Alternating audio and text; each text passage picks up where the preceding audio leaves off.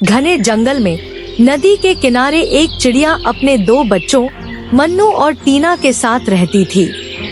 मन्नू बेहद शरारती था। कभी वह किसी के पंख खींचता, कभी किसी के घोंसले से दाना चुराता।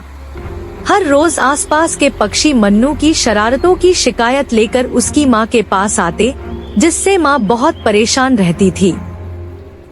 मन्नू की माँ ने तंग आकर उसे सबक सिखाने का फैसला किया। उसने मन्नू को एक पेड़ से बांध दिया और कहा, जब तक तुम शरारतें नहीं छोड़ोगे तुम्हें यहीं बंधा रहना पड़ेगा। मन्नू बहुत रोया और अपनी माँ से वादा किया कि वह आगे से कोई शरारत नहीं करेगा। माँ का दिल पिघल गया और उसने मन्नू को खोल दिया, लेकिन मन्नू के मन में कुछ और चल रहा था।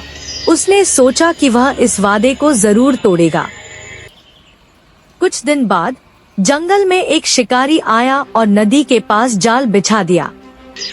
टीना, जो हमेशा जिम्मेदारी से पानी लेने जाती थी, गलती से उस जाल में फंस गई।